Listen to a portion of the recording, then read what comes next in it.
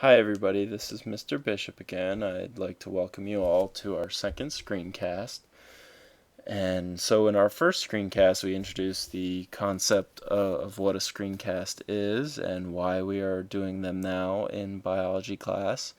And then we completed our chapter 2 notes with the water cycle, carbon cycle, phosphorus cycle, and nitrogen cycle.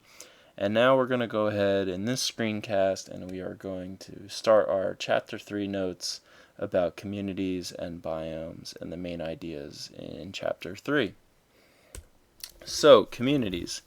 We have already stated many times that communities are interacting populations of different species, and for example of a community here in San Diego, we have several populations of different types of species here in San Diego. We of course have humans, and then we have a population of different types of birds. We have seagulls and pigeons and hawks, and those are all different species. And then we have aquatic species. We have sharks and whales, seals, smaller fish, and seaweed and kelp. And then we have plant life living on land. We have cactus, we have trees, grass, flowers, all those different populations interacting with one another, living together here in San Diego. They form our community. So a question you might be wondering is, why do these different species live here in San Diego? Why do any species live where they do? And why do they interact in the communities that they do? So, first thing to consider is limiting factors. So, limiting factors are abiotic and biotic factors that define whether or not an organism can survive. So, they can be both living and non-living factors. They are not limited to just abiotic or biotic factors. Anything that restricts the existence, numbers, reproduction, or distribution of organisms. So a good example to start of limiting factors, here in our lower left-hand corner of this slide, we have a gentleman wearing a thick red sweater and some mittens, and next to him is a thermostat that has icicles on it, and so we can go ahead and assume that it's very cold from this picture, and that this gentleman, he's shivering. So temperature is a really good example of a limiting factor. Other examples of limiting factors that we might think about are the availability of water. So we're in a drought here in San Diego, so our available water supply is much less than usual, so that can affect the number of species that our environment is able to support. Also, our soil fertility. So the ability for us to grow plants for us and other organisms to consume, that can limit the ability for us to survive and reproduce, and other organisms to survive and reproduce. And then we have ranges of tolerance. So organisms will live in areas where biotic or abiotic factors fall within their range of tolerance. Some species simply can't tolerate conditions that others can. So we go back to our temperature example with our gentleman with the red sweater and mittens, and if we were to take the mittens and red sweater away from him and leave him in those cold conditions, he won't survive very long. So he would most likely get frostbite, he'd become very cold, he'd go into hypothermia, and he may even ultimately die. So he is not well adapted to live in extremely cold temperatures. He's able to use technology in the form of the sweater and the mittens, which we may not consider technology, but it is, It enables us to survive in cold temperatures. So the range of tolerance for humans isn't well adapted for extreme cold or even extreme heat, where other species have adapted to tolerate these extremes.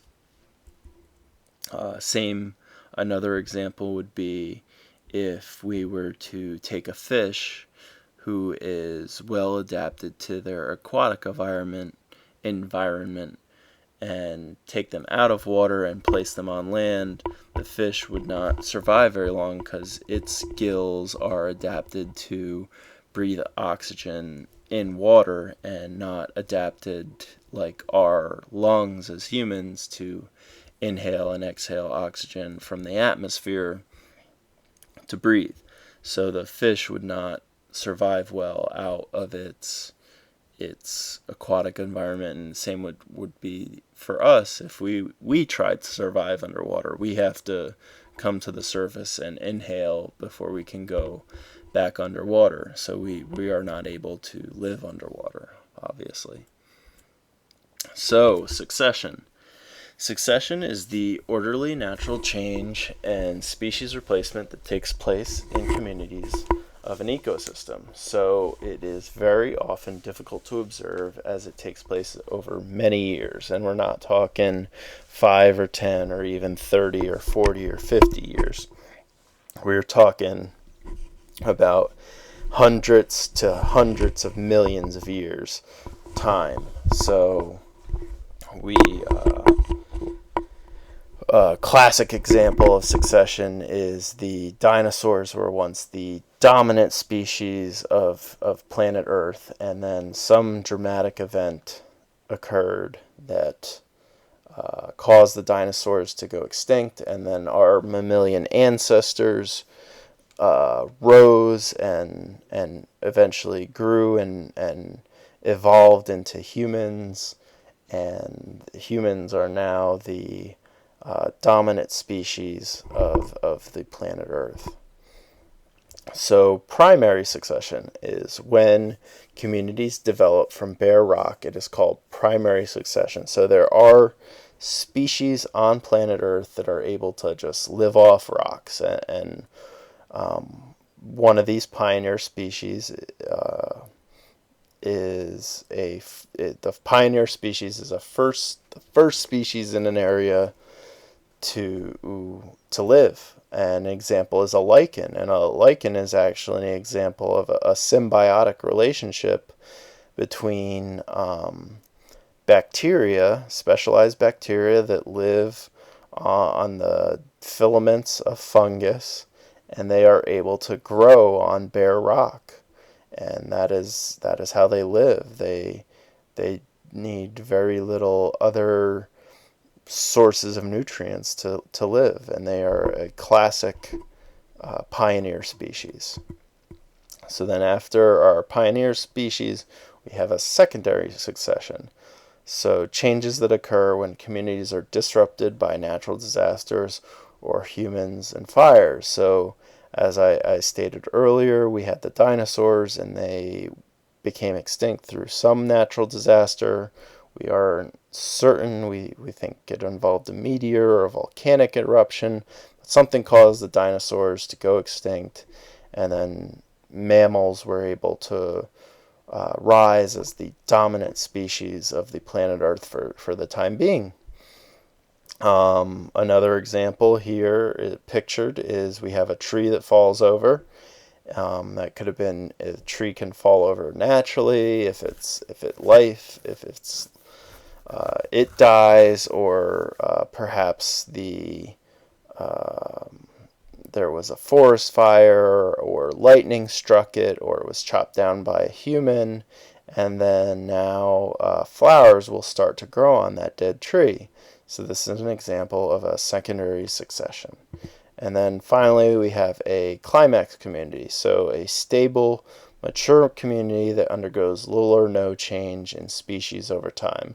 So a climax community, we have a forest. It's a very healthy forest. There's a a lot of variety of trees and animal life in there, and then a dramatic event occurs, which we have in the form of a forest fire here.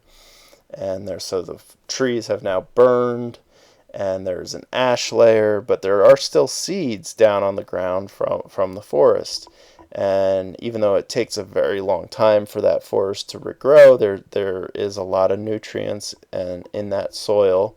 After the forest fire, the fire doesn't destroy the nutrients in the soil, and eventually those seeds are going to grow and they're going to become trees, big trees again, and then the forest will eventually recover, but this will take hundreds of years.